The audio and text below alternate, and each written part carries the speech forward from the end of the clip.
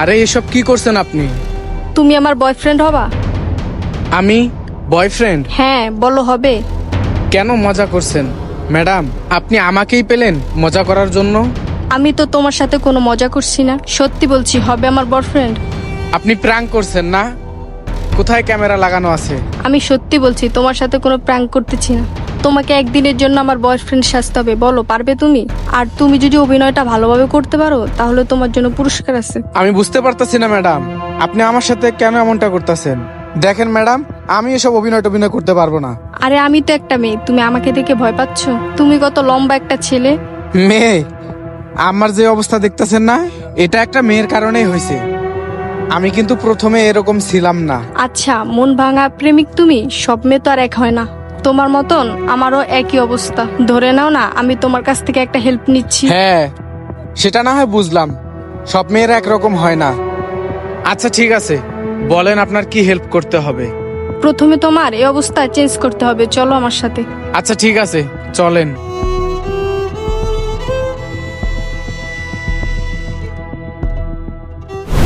অনেক সুন্দর লাগছে তোমায়। হ্যাঁ ধন্যবাদ। আচ্ছা চলো। আচ্ছা। এত দেরি করতেছে কেন? আচ্ছা এইসব বাদ দাও, যতক্ষণ ওরা না আসছে ততক্ষণ তুমি তোমার জীবনের গল্পটা বলো। যেই মেয়েটাকে আমি ভালোবেসেছিলাম, আমি তাকে বিয়েও করেছিলাম, কিন্তু বিয়ের পরেও সেই মেয়েটা অন্য একটা ছেলেকে ভালোবাসতো। আমাদের ডিভোর্সের পরে ও আমার থেকে 7 লক্ষ টাকা নিয়েছে। ও সময় আমার কাছে অতগুলো টাকা ছিল না। আমার একটা গাড়ি ছিল, কিছু জায়গা ছিল, স্বর্ণ ছিল, গহনা ছিল, সব বিক্রি করে দিতে হয়েছে। তো তুমি সবকিছু ওকে কেন দিয়ে দিলে? আমার কাছে ও সবচেয়ে প্রিয় মানুষ ছিল। আমি ওকে অন্ধের মতো ভালোবাসতাম, কিন্তু ও আমার জীবন থেকে চলে যাওয়ার পর আমার বাঁচার ইচ্ছাটাই মরে গেছে। কখনো ফুটপাতে, কখনো আবার রাস্তাঘাটে, কখনো আবার রেল লাইনে, কখনো আবার বস্তিতে। এসব জায়গায় আমি শুয়ে শুয়ে রাত দিন পার করতাম। দেখো, এসব কিন্তু একদমই ঠিক না। কেউ চলে যাওয়াতে কারো নিজের লাইফ নষ্ট করে নাকি? দেখো, তুমি ওর থেকেও ভালো মেয়ে পাবে। তুমি ওকে যতটা ভালোবাসতে তার থেকে দ্বিগুণ বেশি ও তোমাকে ভালোবাসবে। ও তুমি এসে গেছো? হ্যাঁ, এই নাও ডিভোর্স লেটার, সাইন করে দাও। কলম দাও। কি পেপার, কলমটা গেল কোথায়? তোমার কাছে কলম আছে? পেয়েছি, এই নাও। ঝর্ণা, এই ছেলেটাকে? ওহো, সরি, আমি তো বলতে ভুলেই গেছিলাম। ও হচ্ছে তানবীর, আমার boyfriend.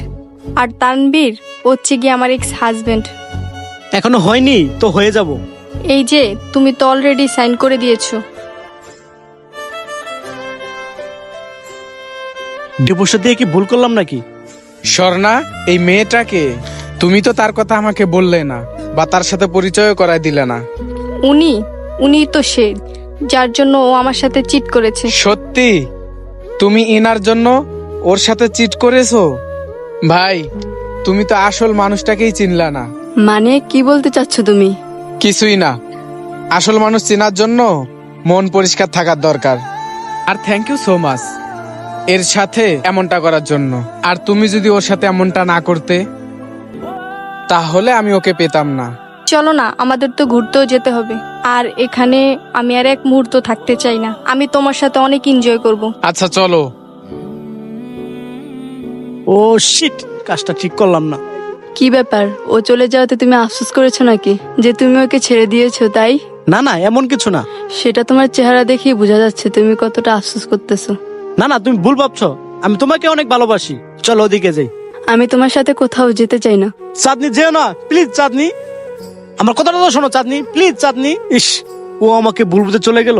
Thank you so much আমাকে হেল্প করার জন্য। এর জন্য তুমি যা চাইবে আমি তোমাকে তাই দিই। না না ম্যাডাম, আমার কিছুই লাগবে না। কিন্তু আমি তোমাকে বলেছিলাম আমি তোমাকে পুরস্কার দেব। আমার কিছুই লাগবে না। আর আপনি তো একজন ভালো মানুষ, ভালো মানুষের উপকার করতে আমার খুবই ভালো লাগে। আচ্ছা ঠিক আছে, তোমাকে কিছুই করতে হবে না, কিন্তু এর পরিবর্তে তোমাকে আমার সাথে লাঞ্চ করতে হবে। হ্যাঁ, লাঞ্চ করতে পারি। আচ্ছা তাহলে আমরা দুজন বন্ধু হই। তাহলে আজ থেকে আমরা দুজন বন্ধু। গাইস, আজকে আমাদের এই গল্পটা আপনাদের কাছে কেমন লাগলো তা অবশ্যই কমেন্ট করে জানাবেন। আর ভিডিওটি ভালো লাগলে অবশ্যই like, comment, share. Thank you so much.